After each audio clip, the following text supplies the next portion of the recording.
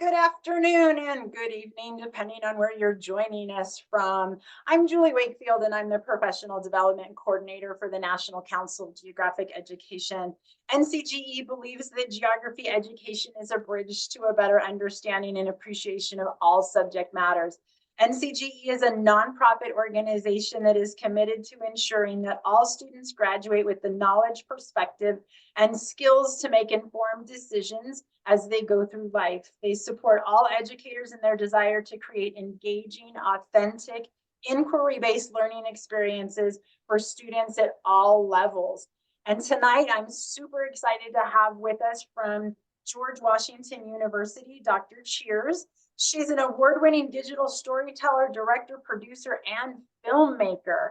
And so she is going to share with us tonight all about how to do digital storytelling in our geography classes. So I am tuned in and I am all yours. Thank you for being with us tonight, Dr. Cheers. And I'm going to turn it over to you. Awesome. Thank you, Julie. Thank you, everyone, for joining us. I am very, very excited to talk to you about one of my favorite subjects, and that is how can we utilize all of the amazing skill sets that we have to engage our students. I wanted to take a couple minutes and we're just going to walk through this presentation. Also, do not worry. All of this will be available to you not only via the recording, but I'm also going to make sure that all of my slides, all of my clips, all of my links are also available for you. And I want to connect. So please, if you have any questions, if you're watching this tonight, tomorrow, 2 months from now, next year, and you have questions, please feel free to get in touch. I look forward to connecting with you. So I just want to take a little bit of time and talk about what we're going to do over the next session. So I'm going to give you a little insight about myself, a little bit about my work. I'm going to talk to you about the digital storytelling and science environment initiative that we have at George Washington University called Planet Forward. I'm going to do a little bit of an icebreaker for those who are here with us live. Talk about digital storytelling, talk a little bit about the stories you want to tell, figure out ways in which I can support you in those efforts, and then we are going to break out. So thank you so much.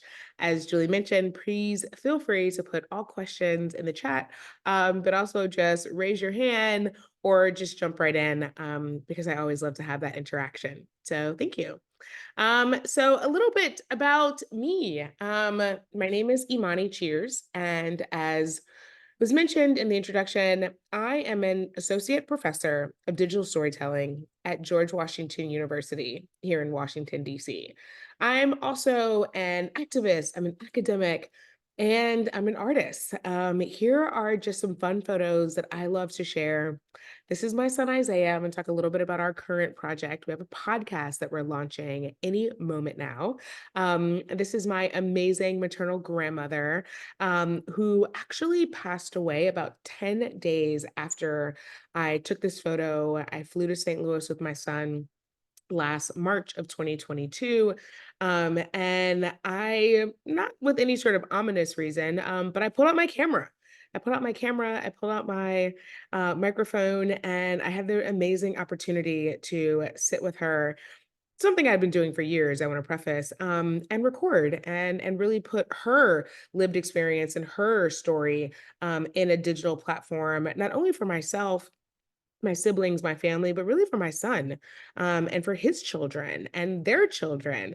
And when I think about the way in which digital storytelling, yes, we use it in the classroom, but we also use it in our personal lives and how we can use it as a really amazing place to archive a lot of our family history. This is a production still. I shot a film, my most recent film with my son. It's called Umama. I'll talk a little bit about that. And this is some other work that I was doing in South Africa, hopefully for some of the projects that you all have seen. Um, ooh, that clipped in earlier than I wanted it to. I'll pause that for 1 second. But with my work, as I mentioned before, I have the blessing, I truly have the blessing of being someone who is able to marry not only my creative work with my everyday day job. So I have been on faculty at George Washington University since 2013. Before that, I was working in the public media space at PBS. For the news hour, I was producing television content, news content, and I was the director of their educational resources. And it was my job essentially to turn all of our nightly news broadcasts into small digestible chunks for K through 12th graders. And that was really where I had this amazing opportunity to not only marry digital storytelling with media literacy, but also work in the K through 12 grade space. And that was really the precursor before I joined at the higher education at the university level. But I had the opportunity to do that for several years after I finished my doctorate degree, and it was a really amazing experience. Since joining the faculty at GW, I've had an opportunity to utilize all of my interests into creative projects that allows me to focus on my personal as well as professional interests. So in the upper here left-hand corner, we have a screen, an image from a photography exhibition that I curated that came out in June of 2022. It was called Framing Fatherhood. It was a celebration of Black men and their children. And it was a really beautiful opportunity. Realized in about 2020 that Father's Day and Juneteenth fell on the same day in the calendar for 2022. And so I launched this photography exhibition, and it was really amazing. From that, it led to my podcast, The Basics of Boyhood, which is a podcast that I'm launching with my son. And if you'll humor me for a bit, I will play our sizzle reel. So take a look.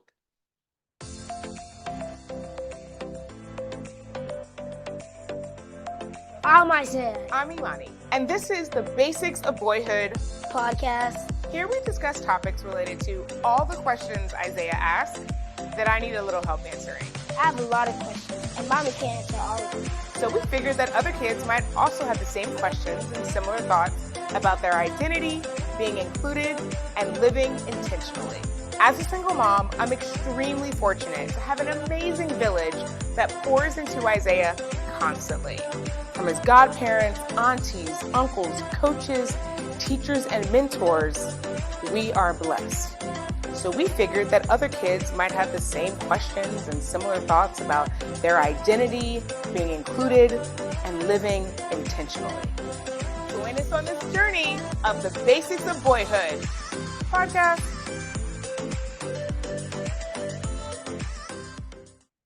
So I'm really, really excited about that adventure that my son and I are on. Our podcast is going to be released any day now. We're just finishing up in post-production, and it's really an exciting venture to not only work with my son, but to include him in my professional and scholarly work. I also want to take a moment and talk to you all about really kind of what brings us here today. So, not only digital storytelling, but digital storytelling in the geography classroom. So, Planet Forward is an environmental storytelling initiative that my colleague and friend, Frank Sesno, started in 2009. Frank Sesno was a long time executive producer and bureau chief for CNN here in Washington, D.C. He joined GW as the director of the School of Media and Public Affairs in 2010 and had the amazing opportunity to bring this environmental storytelling, what originally was a one-off, like a 60-minute show on PBS, and he's turned it now 13, almost 14 years later into a really amazing and phenomenal initiative that brings students from all over the world, young activists, young storytellers, young journalists together. And we actually have our summit every year in April, tied right around close to Earth Day. We bring our consortium, our students from over 30 different universities here to GW to talk about the ways in which we can not only address, discuss, and convene around some of the most pressing environmental issues facing our world, but really we're in the innovative space. So we want to find out how can we utilizing storytelling, utilizing all of the amazing techniques that we have at our swipe of our fingers to really move the planet forward. So I've been a member of Planet Forward since I joined the faculty at GW. So since 2013, here's my colleagues, Frank Sesno, Dan Reed. This is one of the first trips that we went to. We have a competition where students are able to, and hopefully your students as well. We do love to work with high school and middle school students. And especially, even if you're not in the DC area, we want you to tune in. I'll make sure before we end here this evening that I put the link in the chat for planetforward.org, where you can see all of our content. And starting tomorrow, because we're coming up on our, can't believe it, our 10th summit, we're hosting that tomorrow, starting April 18th, 2024. We will be live broadcasting at 9 a.m. tomorrow morning. So very, very excited. I had the opportunity, this is a group of students that I took to Belize.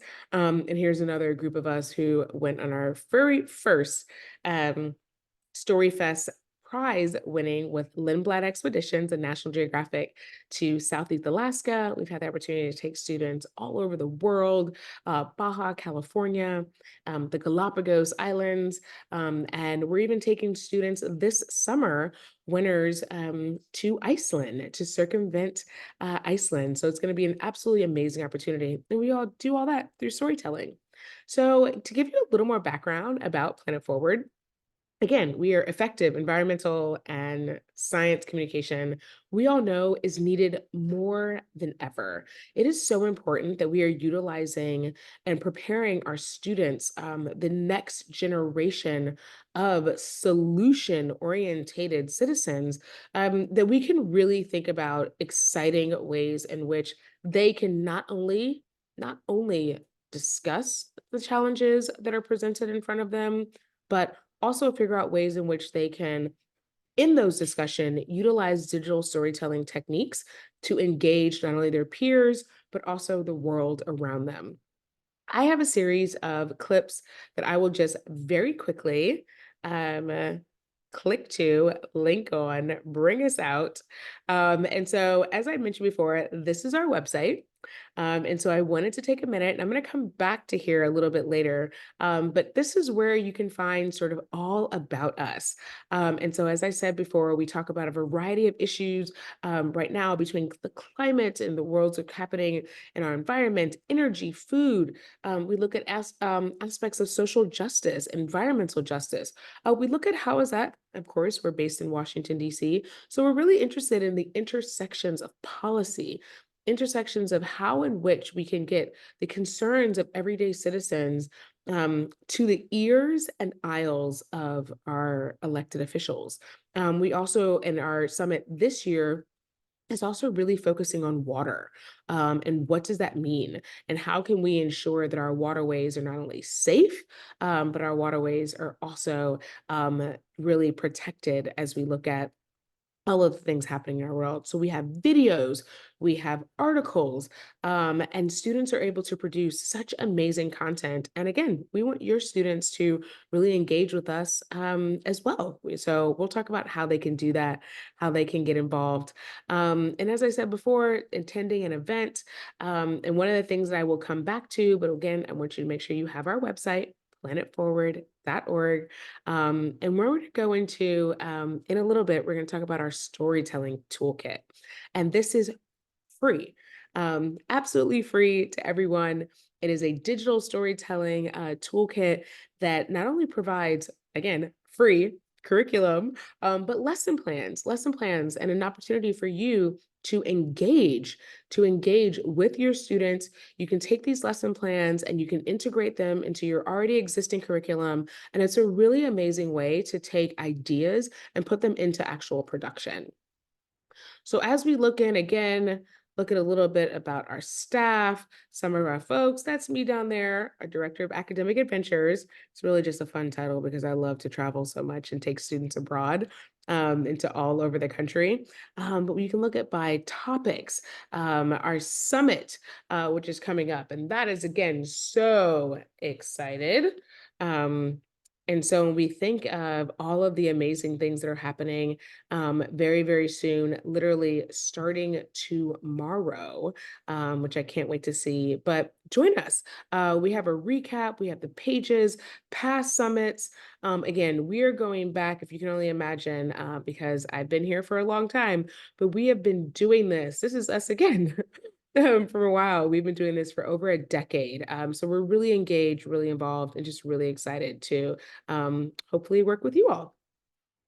So with Planet Forward, I'd love to do a quick icebreaker for those who might be here. And even if you're not, this is kind of fun, but I always want to know, who am I chatting with? Who am I talking to?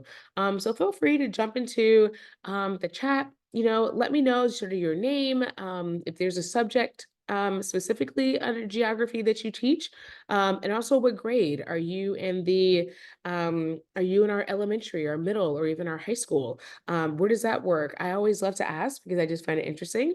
What's your favorite travel destination? Where do you like to go? Are you someone like myself who's really, really passionate? I'm a scuba diver. I am an Aquarius by my astrological side. My birthday's in January. And I love the water. I absolutely love the water.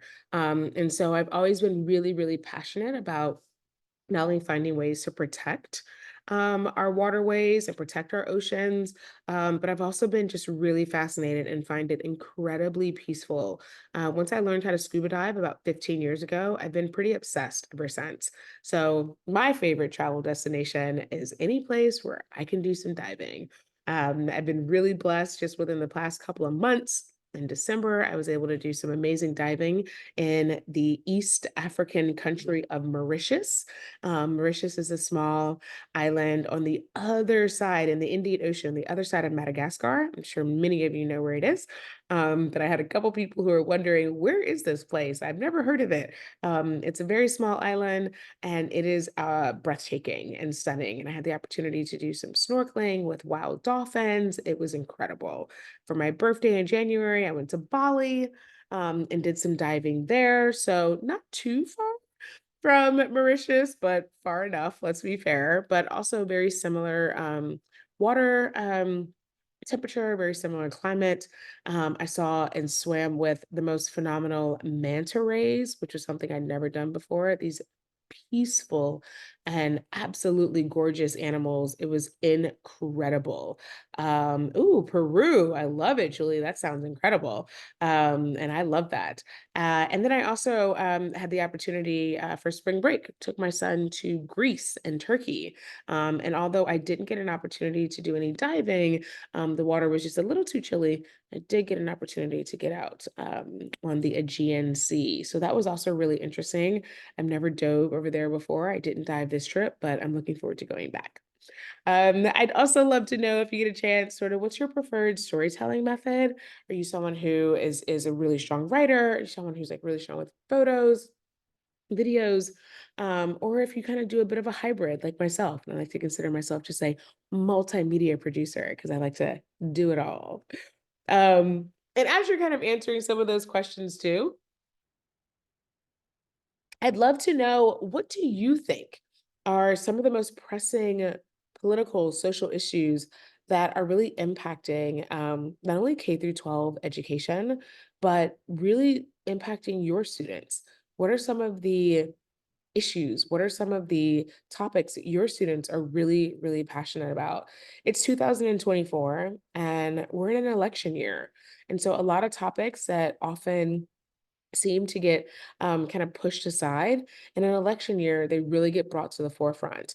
And I know a lot of people are really passionate and interested in environmental issues and how we're going to continue to protect the environment.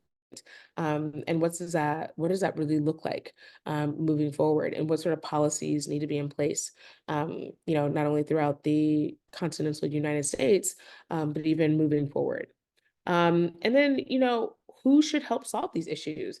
We're all educators here. So I have to believe that inherently, we think that the next generation of leaders, the next generation of change makers are in our classrooms, the individuals that we impact every day, every year.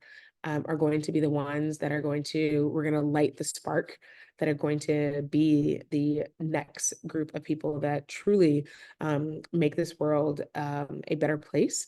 And so I'm curious, who do you think should help solve these issues? And then how would you approach one of those issues that you might think about as a storyteller? Is it an issue that is local? Is it an issue that is global? How do you think that could work? And so, yay, I see some comments there. Working with community college students, I love it at the university level. That's my folks. Oh yeah. The United Nations Sustainable Development Goals, so important. Researching distant goals and benchmarks. I love that. As someone who, even when I was in high school, I had an opportunity to be a part of Model United Nations, and I'm sure many of you are familiar. You might have an MUN at your high school, or you just might have also participated, like myself, when you were younger. And it really gave an amazing opportunity to kind of see diplomacy in action, and see how individuals come together globally to address some of the really important issues impacting us all. Because climate change is something that is a global issue. Yes, it's a regional, but it's something that truly can impact everyone. One of the questions my son had fairly recently, last summer, there were wildfires up in Canada. And there was a point in the DC, really New York, but the northeast of the United States, that the weather quality, the air quality was so bad, it was a pink/orange haze for days, because wildfires and wildfire debris and smoke, they don't know geographic boundaries. They don't understand that, Canada versus the United States. And it was an interesting geographic opportunity discussion that we were able to have with my son, and at the time his fourth graders, that we were really looking at. So how do the winds change? How do the tides impact so much? 2 Degrees by Alan Gratz. I'm going to definitely look that up, because we are always looking for amazing books for our bookshelves. So answer some of those questions, think about them. If you're watching this on the recording, think about them, and do me a favor, if you do have some really interesting responses, I want you to email me. I want you to let me know, what are those 3 most pressing issues, and how can we solve them? Who should be solving them? And if it's our students, how can we make sure that we're providing them with the tools that allows them to do so? And so when I think about digital storytelling as a whole, and I want to take some time now to really kind of dive into these concepts, and then we're going to get back to Planet Forward and that site. And then I want to show everyone all of the free, keywords here, free resources that you can use in your classrooms and in your curriculum, that hopefully, again, we would love to see some of your students' work. We would love to have, at any and every level, we would love to have your students contribute. We do have a correspondence program. And so we were always looking to partner with a variety of different universities. And that's any type of university, public, private, community college, technical, it doesn't matter. We want to hear stories. So please follow up. And so when I think of digital storytelling, I found this little video that I'm going to play, and I want you guys to tell me what you think. What is digital storytelling? Digital storytelling uses multimedia tools to bring narratives to life. Digital stories are versatile and can cover a wide variety of topics, such as explaining a concept, reflecting on a personal experience, retelling an historical event, or making an argument. Digital stories are typically videos that combine audio, images, and video clips to tell a story. Even though we recommend that digital stories be 2 to 3 minutes long, a lot of work goes into making one. First, you will need to brainstorm what you want your digital story to be about. Once you've determined the purpose of your digital story, the next step is to create a script and a storyboard. When writing a script, you will need to decide what you want your digital story to accomplish. The script and storyboard will lay out exactly how the digital story will unfold. The next step is to create your video. Depending on your script and storyboard, you may need to record your voiceover, gather or create images or video clips, and choose music and sound effects. Finally, put all the elements together and enjoy the final product. If you're interested in learning more about these steps, check out the guides and videos that we have linked in the description. So, why create a digital story? Creating a digital story is an engaging way to share information that requires creativity, self-direction, and experimentation with new technologies. Need help? Email library@uoguelph.ca, chat, or drop by.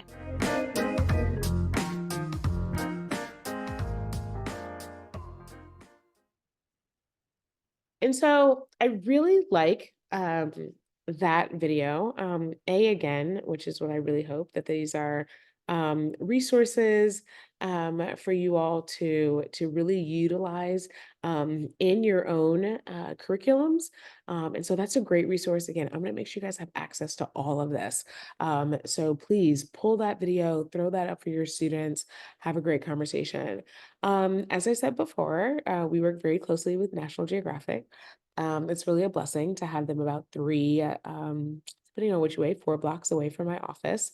And so I love this infographic here. And this infographic does a really great job of really walking our students, ourselves, through the process of putting together a compelling and interesting digital story. And so looking at the elements of truly just storytelling, and this is across any medium. So I want to be very clear about that, which is why I really love this infographic, because it tells us we can do this with, again, anything. So whether you're writing a really compelling article, maybe your students want to create a podcast, maybe you're interested in doing a photo essay. Maybe you might want to do a short television segment, or even a video that you're going to share on social media.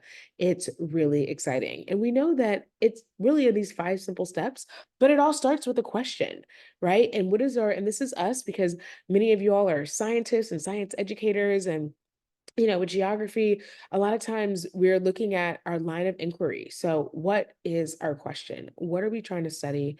What are we trying to understand? What are we ultimately questioning? And so is it something that needs awareness in our community?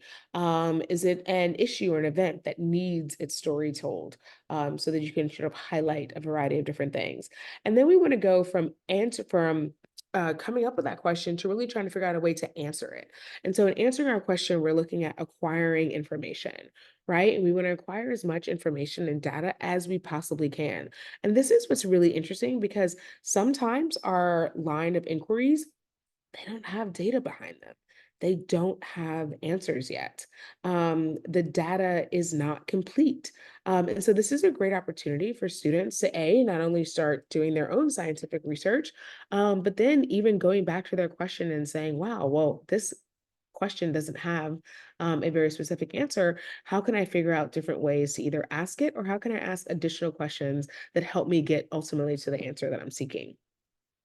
From there, we want to make sure that we're organizing all of that information, right? We want to bring it all together, make sure that we, have enough information to, again, tell a story with. So that might mean we go back and start asking different or additional questions. We want to analyze that. And one of the interesting things that I really love, and this is where we get to be super tactile, is that a lot of filmmakers, photographers, so this is when we take it from that 2-dimensional into 3, is when we create storyboards. So we have all of these data, these numbers, these statistics, maybe we even have testimonies. And then what do we do with them? Where do they go? Well, we need to kind of put them all together. So we want to organize all of our details, maybe make a storyboard, maybe make that. And then we want to be prepared. So I always say, it's not my quote, but I do love it, that proper preparation prevents a poor performance. So if we stay ready, we don't have to get ready. And so if we make sure as we're going into before we start utilizing our digital storytelling, that we make sure that we have all of our data, our information, and that we hopefully have some of the answers, not all, but some of the answers to these really engaging and compelling questions. From there, we want to make sure as we're putting it together, and shaping our ideas, that we are fluid, we are flexible.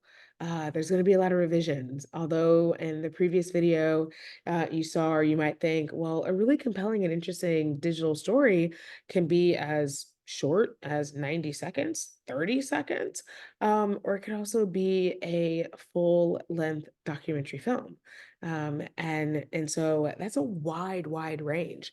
But we do know that in that range, there's a lot of revisions that are coming.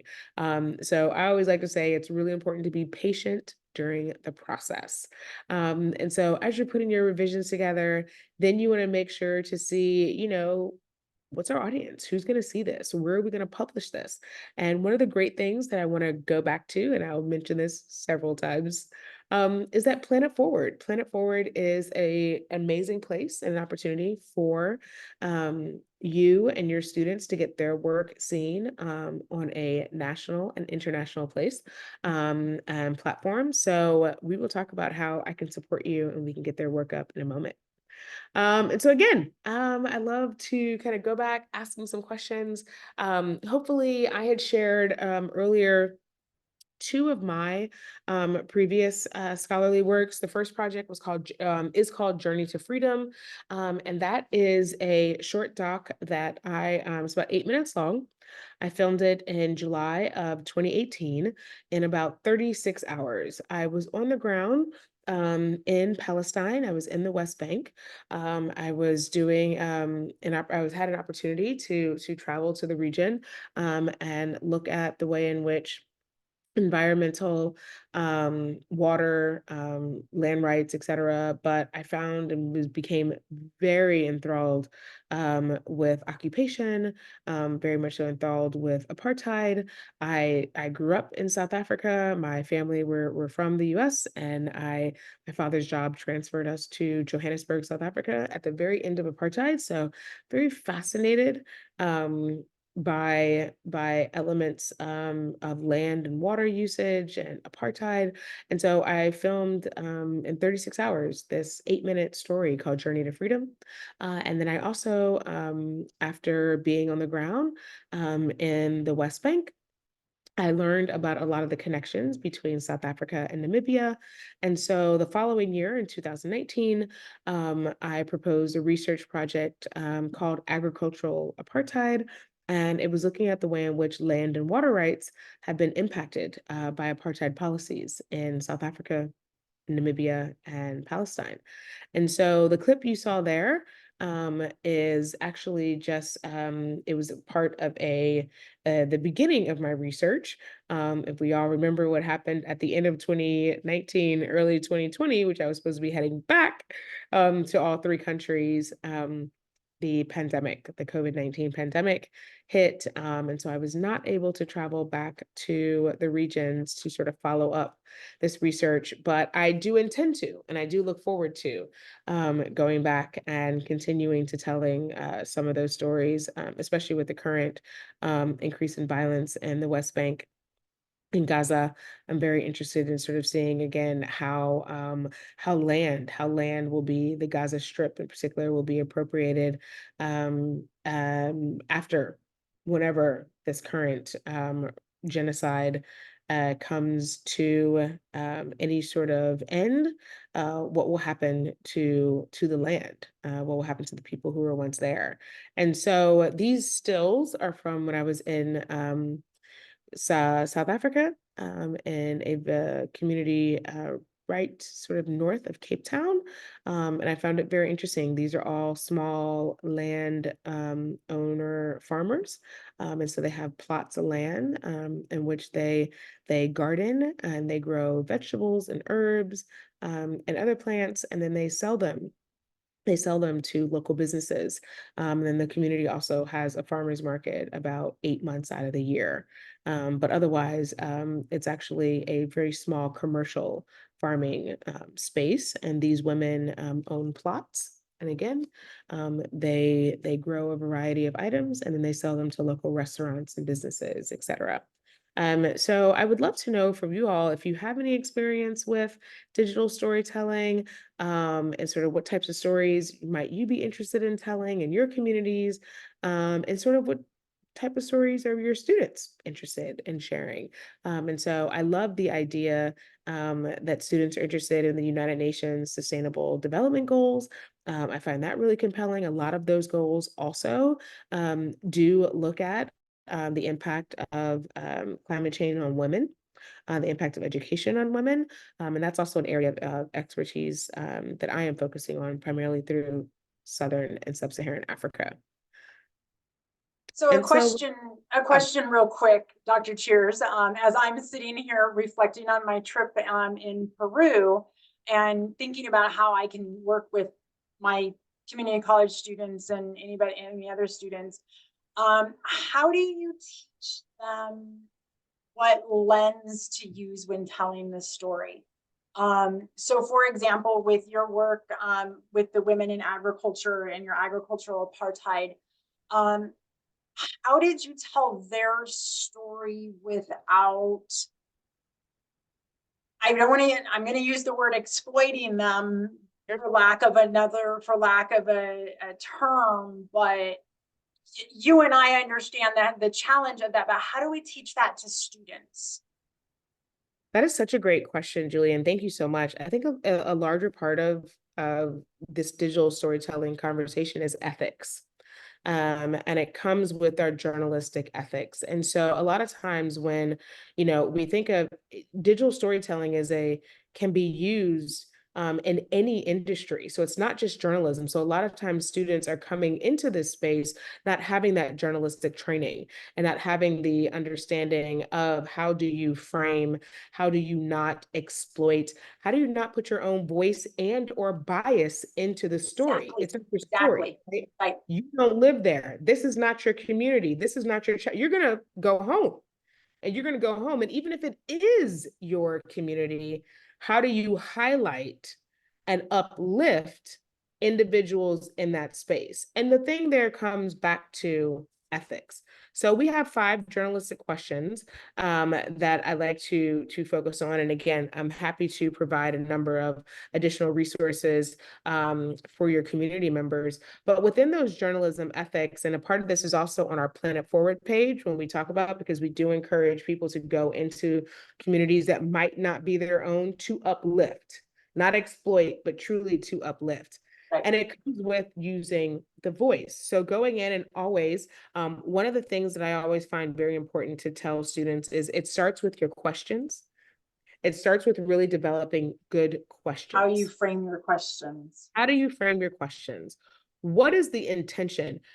Students will put together and they will think questions for an interview, questions for an inquiry. That's the last thing. They want to make sure, do I have my cameras? Do I have my batteries? Do I have my microphones? Do I have that? All of that is very important. All that is very important. And equally, if not more important, is making sure that you're asking good questions.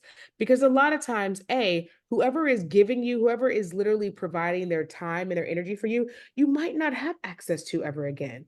This might be the only 10, 15, 5 minutes you have with someone. So how do you not only maximize that time? It's with asking good questions.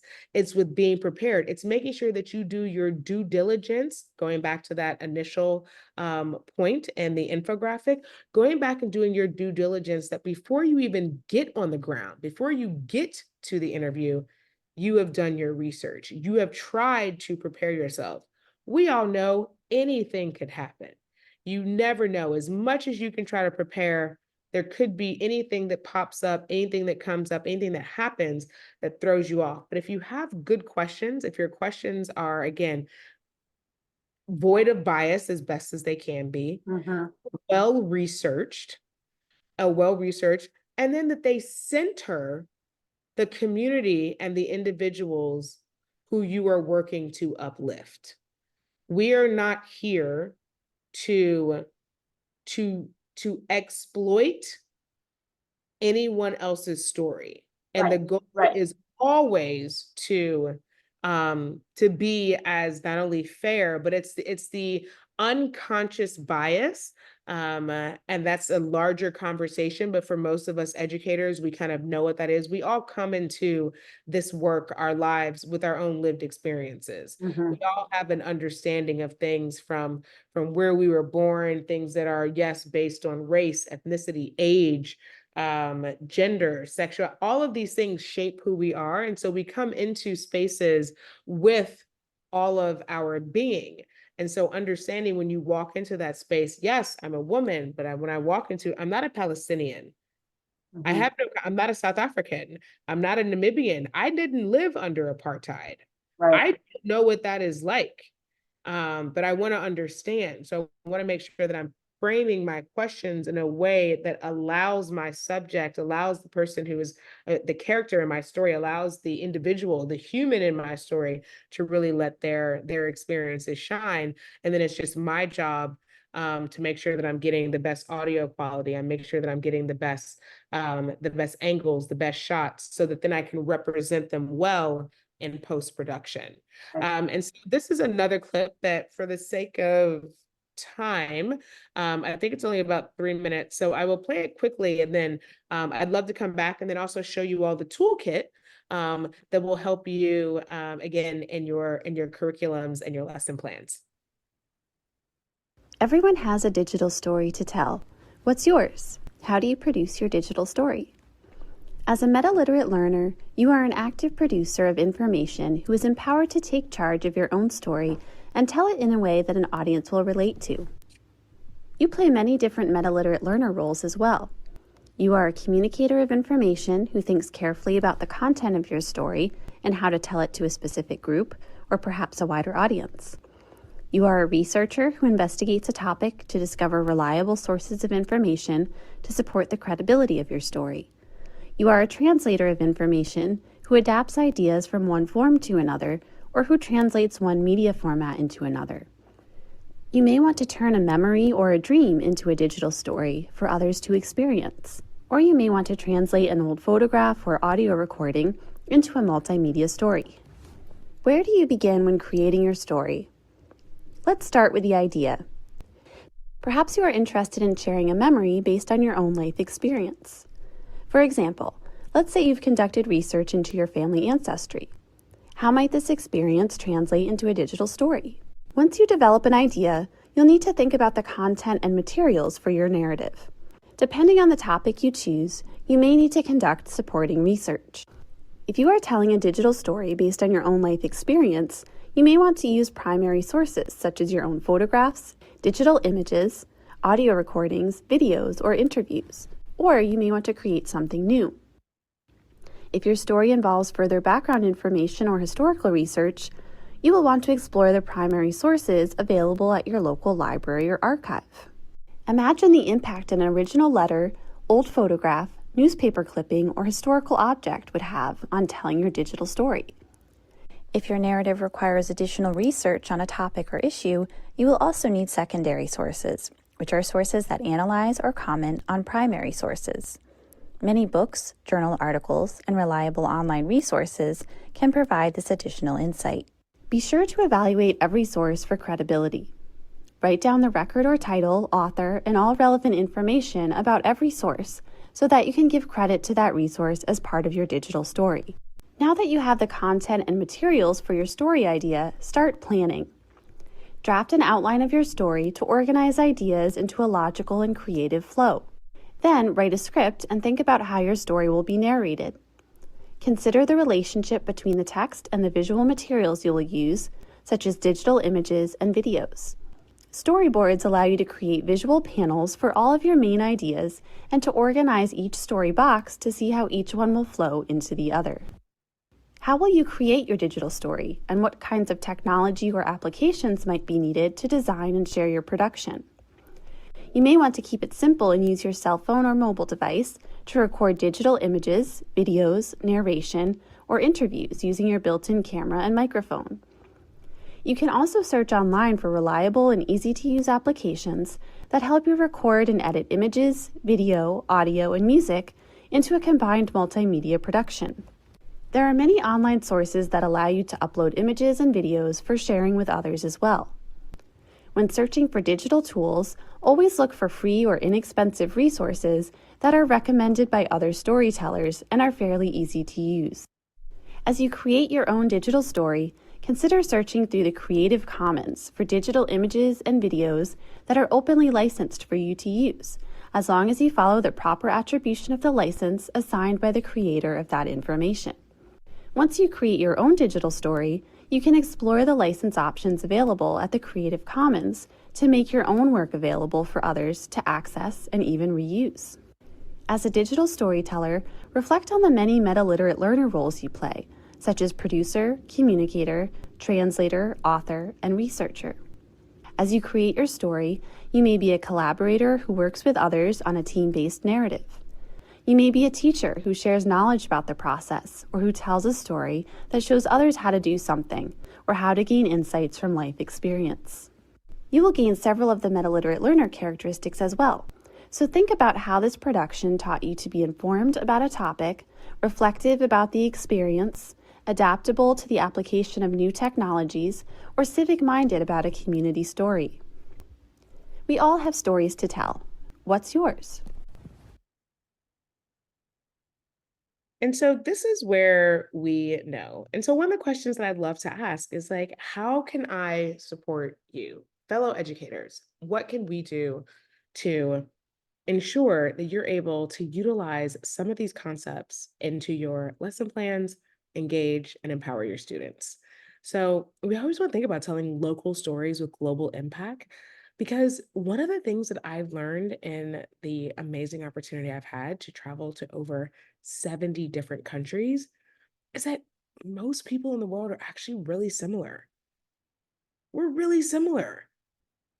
Most of us, no matter whether I'm in a village in Ramallah, Johannesburg, Windhoek, Washington, D.C., or I was just in Creta, which they told me, Crete, Greece, most people really want the same thing.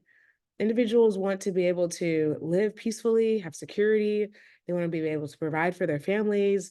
They want to make sure that their children are happy and healthy. It's really actually enlightening, and it's really inspiring that most people around the world are actually really similar. So how can we find local issues that really speak to larger global concerns?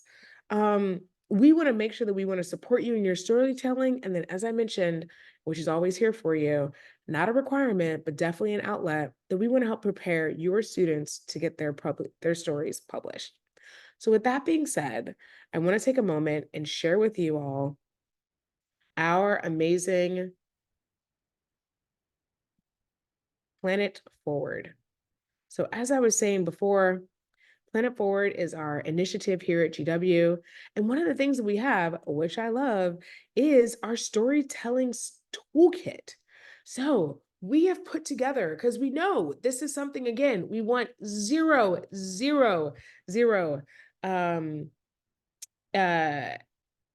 barriers for impact, barriers for input. So we put together this amazing storytelling kit, and you can do step by step. You can choose a topic, you can choose a medium, figure out a way to create. If you already know what your medium is, we have opportunities, we have tips on how you can put together amazing videos, identify your audience. We put together how you can write a treatment, looking at how you can create a storyboard, different factors to consider and questions for you to have. Same thing about shooting your best. We talk about using the rule of thirds, wide shots, median shots, close-ups, extreme close-ups. We even give you tips on way in which you can, move your camera angles, panning and tilting. If you have the opportunity to have a dolly, if you even have some sort of truck, a pedestal, anything. Again, we want to make sure that all of these resources are not only available to you, but they're free. And they're right there. And so not only is this a really great opportunity, copy and paste this and throw this into your own curriculum, or just put the website up on whether you use Blackboard or Canvas or any of these other options. We want to make sure that everything's there for you. Here's a shot list for you. Maybe again, video isn't the accent. If video is, we have all these researches for you. Research, preparation. We talk about how you can create really good questions. Talk about that again. Questions are super important. How do you craft a question list? What does that even mean? This is a good young Frank Sesno, my boss there. I love that. That's from actually our original Planet Forward, Zilla, 13 years ago. And this is us when we were out in, we went to a bison ranch in North Dakota. It was amazing.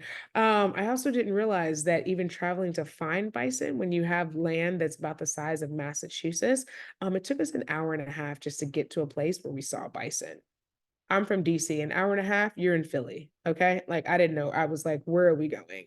But talk about editing, using the right software. We give you a little feedback. And here's the thing, everybody, you don't have to spend, and like, don't tell my friends at Adobe this. I mean, if you already have the license, that's great. But one of the things that we don't want is a barrier to entry. So you don't have to have a license for some of these platforms. Whether you have something as simple, if you're using a Mac and you have iMovie, you can make really compelling and amazing content there. You can also go and download some really awesome apps. Maybe you don't have access to a bunch of video equipment. All of our students have phones, all of them. And I know even our middle and elementary students aren't supposed to use them, but we can create this stuff on iPads. We can do all sorts of really exciting stuff. So we give all of the great opportunities. We put it here, collaboration, feedback. We got the right equipment. We give you options. We don't work for Rode or anybody else, but we tell you, here's some, and we even give you just some suggestions, links and clips on price points. So maybe you do have an opportunity to talk to your superintendent or talk to someone at the district or even just a vice principal or someone and say, hey, can you put this into the next budget? Because we really need this. Maybe you have someone at your school, at the library or some other resource officers that can make sure that this equipment is there. And then we go into audio. Everybody's listening to podcasts right now. Everyone, even myself, got a podcast. Everybody has a podcast.